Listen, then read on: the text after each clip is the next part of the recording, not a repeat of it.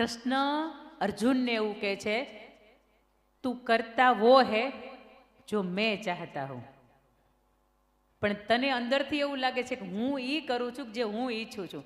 તમારાથી કે મારાથી જો પાંદડું હલતું હોય ને તો ઈશ્વર આપણામાં નિમિત્ત થઈને આપણને કરાવે છે.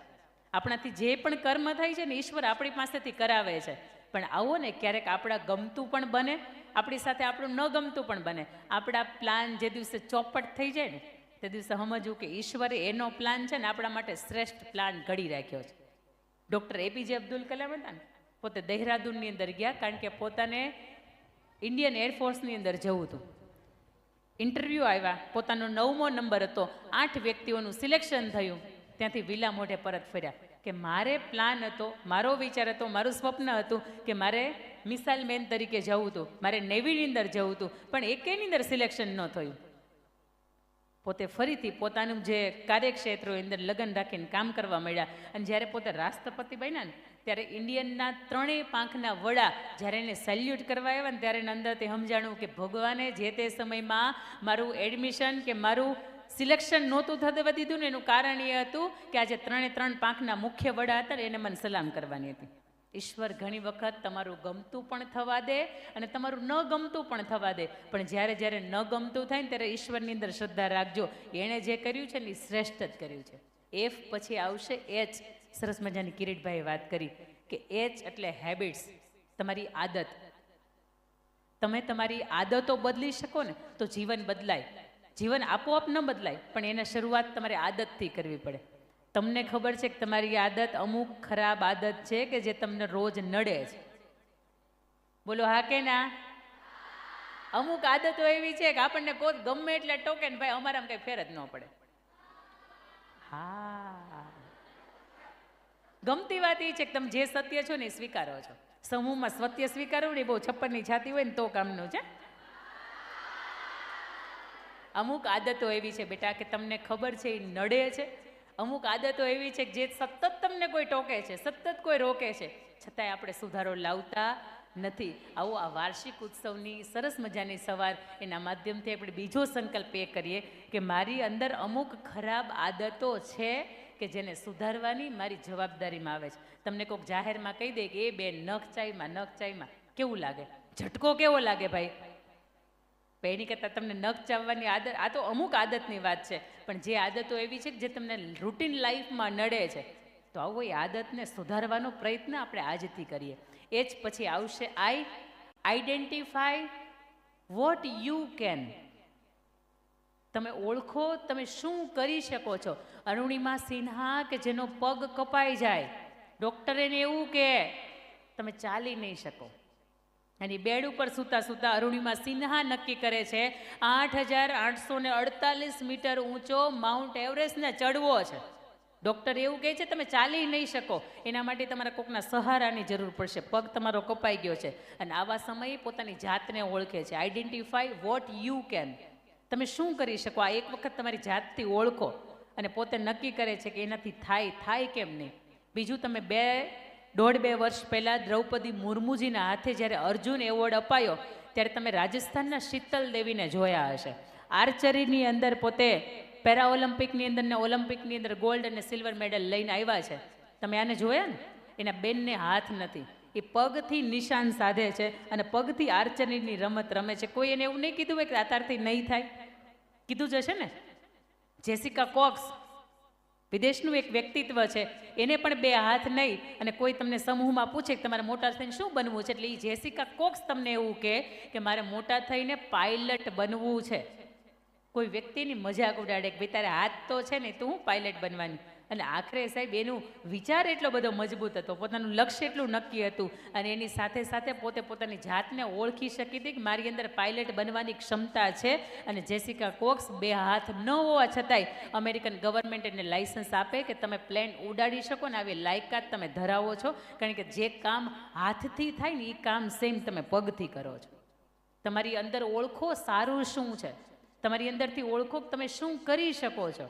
જ્યારે વક્તૃત્વ સ્પર્ધામાં પહેલી વખત ભાગ લઈને ભાઈ, ત્યારે આવી રીતે હાથ અને પગ આમાં બધું ધ્રુજતું હોય. હા કે ના? એક વખત સમૂહ મંચ ઉપર બોલવાનું થાય ને ત્યારે બધું ધ્રુજતું હોય, પણ આવું 8-10 વખત તમે પસાર થાવ ને તમારી અંદરની ઈચ્છા હોય કે મારામાં બોલતા શીખવું છે, તો તમે બોલતા શીખી શકો, કારણ કે તમને અંદરથી વિશ્વાસ છે કે હું મારી જાતની સાથે આ કરી શકું છું.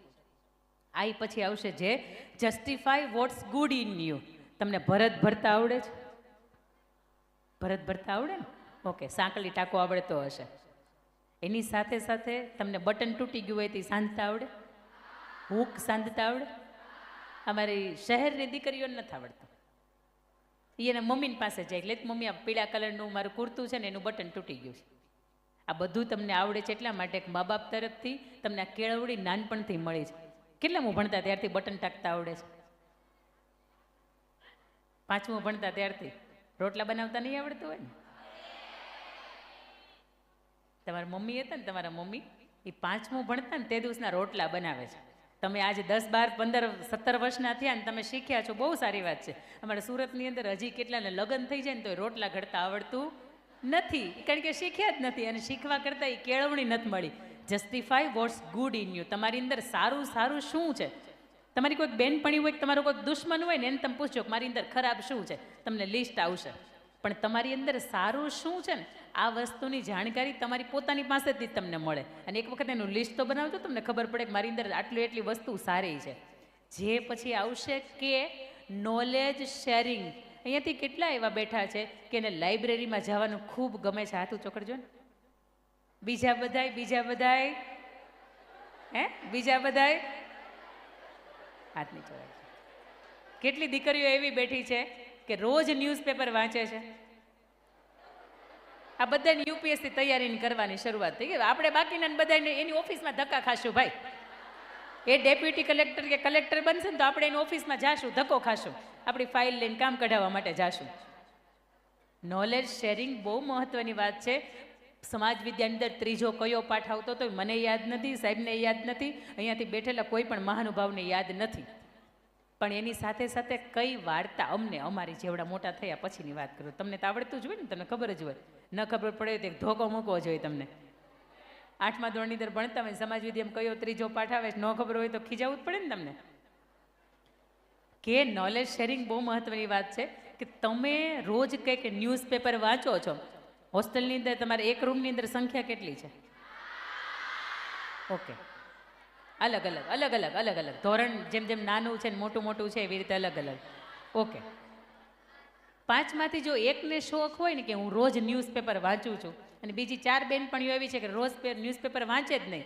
ન્યૂઝપેપર હું એને વાંચવાનું છે એ ન વાંચે તો ન્યૂઝપેપર તો બેન પછીની વાત આવે છે.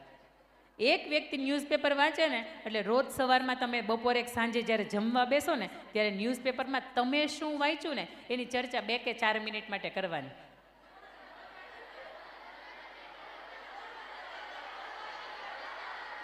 તમે તમારો પક્ષ મજબૂત જ રાખો ને ભાઈ.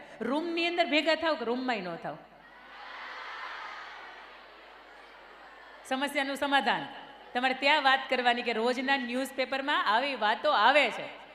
કે પછી આવશે એલ, લોયલ, વફાદાર. તમારા મમ્મી પપ્પા તમારે બહુ જવાબદારીની સાથે, બહુ સલામતીની સાથે આ કેમ્પસની અંદર એડમિશન લઈને ગયા છે.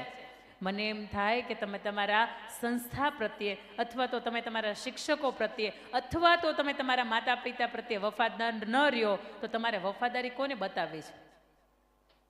કોની સામે વફાદાર રહેવું છે તમારે? સરદાર વલ્લભભાઈ પટેલનો તમે આ બાજુ ફોટો જોવો છો ને, એ ફોટો કેમ ત્યાં મૂક્યો છે? તમે ઈચ્છતા હોય ને કે તમારો એ ફોટો આવી રીતે કોકની ઓફિસમાં લાગે, સાહેબ એ જીવન જીવવું પડે. વફાદારી, નીતિમત્તા અને પ્રામાણિકતા આ 3 જીવનમાં ન ચૂકાય ને તો આપોઆપ કેટલી ઓફિસની અંદર તમારા હોલ્ડિંગ લાગે અને તમારા ફોટોય લાગે. સરદાર વલ્લભભાઈ પટેલનું જ્યારે દેહાંત થયું ને ત્યારે એ કેટલા ફૂટના હતા? 6 ફૂટના પણ પૂરા નહોતા. પણ આજે 597 ફૂટના થઈને ઊભા છે ને એની વફાદારી બોલે છે. કેવડિયા કોલોની ખાતે તમે જાઓ ને તો ત્યાં 597 ફૂટના આમ સરદારને જોવા પડે, અને તો એના હૃદય સુધી જ જોવાય, એના ચહેરા સુધી તો બહુ દૂરથી જોવા પડે. એ ગયા ને ગજવામાં ત્યારે 300 રૂપિયા નહોતા. જેના હાથમાં નાણાં ખાતું હોય, જેને પોતે ગૃહપ્રધાન હોય, નાયબ વડાપ્રધાન હોય, છતાં પણ એના ખીચામાંથી 300 રૂપિયાની મૂડી ન નીકળે ને સાહેબ. આટલે માટે આજે ભારત સરકાર 3000 કરોડના ખર્ચે એને ઊભા રાખે. વફાદારીની મારે ખાસ એટલા માટે વાત કરવી છે કે જીવનની અંદર અમુક ઘટનાઓ, અમુક પ્રસંગો એવા બને કે તમને એમ થાય કે ભાઈ થોડુંક ખોટું બોલ્યા મા બાપની સાથે શું ફેર પડી જાય. ફેર શું પડી જાય ભાઈ? કાંઈ ફેર ન પડે. મારે આપને એ કહેવું છે કે મહુવાની બાજુનું પિઠ્ઠલપુર કેરાળા ગામ 1857નો એ સમય, અને આ સમયગાળાની વચ્ચે અંગ્રેજોને આપણે ગુલામ હતા, અને એ સમયગાળાની વચ્ચે બે અંગ્રેજ અધિકારી દૂરથી જુએ છે કે 12 વર્ષની દીકરી ઊભી છે, સરસ મજાનું પાણી ભરીને આવે છે અને બહુ સુંદર લાગે છે, આ દીકરીની સાથે લગ્ન કરવા છે. દીકરીની નજીક આવે ત્યાંથી દીકરીનું બાવડું પકડે અને દીકરીને એવું કહે કે મારે તારી સાથે લગ્ન કરવા છે, કારણ કે આટલી સુંદર જો દીકરી મને પત્ની તરીકે મળતી હોય તો ખડેલ આભને ટેકા દઈને આવા દીકરાનો મારી ઘરે જન્મ થાય, આ દીકરીની સાથે લગ્ન કરવા છે. એટલે ઓલી છોકરીનું જેવું બાવડું પકડ્યું ને, 12 વર્ષની એની સાહેબ ઉંમર, માથાની ઉપર 15 લીટરની ગોળી મૂકી હતી, એક ફરફરતી ઓલાને મારીને તો ઓલાને હેમરેજ થઈ ગયું. એની સાથે એનો જે બીજો અધિકારી હતો ને એને લઈને વયો ગયો. આ 12 વર્ષની દીકરી ઘરે આવે ને એને પપ્પાને એમ કે પપ્પા હવે જીવાય નહીં. બેટા આજ સુધીમાં તે 12 વર્ષની ઉંમરમાં કોઈ એવું કામ નથી કર્યું કે જીવાય નહીં, તો હવે કેમ તું એવું કહે છે કે મારે જીવવું નથી? પપ્પા પેલો ગૌરવ અંગ્રેજી અધિકારી હતો ને એને મારું બાવડું પકડ્યું હતું. હવે મારી પાસે 2 વિકલ્પ છે, કાં તો હું મરી જાઉં અને કાં તો હું એને મારી નાખું, પણ મારાથી જીવાય નહીં હવે, કારણ કે આ લાંછનની સાથે, આ કલંકની સાથે, આ ચારિત્રની ઉપર ઉડેલા છાંટા આખા સમાજે જોયું હતું કે એને મારું બાવડું પકડ્યું હતું, હવેથી નથી જીવવું. અને છતાંય જો તમારે મને જીવાડવી હોય ને તો મારા સગપણ તમે જેની સાથે કરી નાખ્યા છે, 1857નો સમય, એ સમયમાં બાળ વિવાહ થતા, બાળ લગ્ન પણ થતા, એટલે 12 વર્ષની દીકરીના સગપણ 17 વર્ષનો એક યુવાન હતો એની સાથે કર્યા હતા. અને એને કે સંદેશો મોકલાવો કે જો એના કાંડાની અંદર તાકાત હોય ને તો એ જાય, એ ગોરા અંગ્રેજ અધિકારીને મારે, એના લોહીની અંદર ચૂંદડી ડૂબોડે અને પછી મને ભર મંડપમાં ઓઢાડવા આવે. ઇતિહાસ દોષ સાક્ષી છે કે એ વ્યક્તિ એની પાસે જાય, એ ગોરા અંગ્રેજ અધિકારીને મારે, એના લોહીની અંદર ચૂંદડી ડૂબોડે અને પછી આ દીકરીના ભર મંડપની અંદર ઓઢાડવા આવે. આ વાત ઉપરથી મારે આપને એ પૂછવું છે કે એ સમયમાં 12 વર્ષની દીકરીને ખબર પડતી હતી કે કોક આપણું બાવડું પકડે તો આપણાથી જીવાય નહીં. આજે આ 22 વર્ષની દીકરીને ખબર ન પડે? મા બાપને મારે પૂછવું છે, 22 વર્ષની દીકરીને ન ખબર પડે? ખબર પડે? ખબર પડે. તમારી પાસે બેટા દૂધનો ગ્લાસ ભર્યો હોય અને તમારી પાસે બેટા પાણીનો ગ્લાસ ભર્યો હોય, અને તમને ખબર છે કે પાણીના ગ્લાસની કિંમત 10 રૂપિયા થાય, દૂધના ગ્લાસની કિંમત 20-30 રૂપિયા થાય, અને તમને કોઈ એવું કે એક્સચેન્જ કરવું તો તમે તરત શું વિચારો? ન કરાય ભાઈ, એક્સચેન્જ ન કરાય, કારણ કે 30 રૂપિયાની કિંમત છે અને આ બાજુ 10 રૂપિયાની કિંમત છે. તમે હળી ગયેલો એવો ગ્લાસ હોય એ એક્સચેન્જ નથી કરતા, તો આ જીવતર જ્યારે કોકના હાથમાં હોપો છો ત્યારે જોતા નથી એની કિંમત કેટલી ને તમારી કિંમત કેટલી?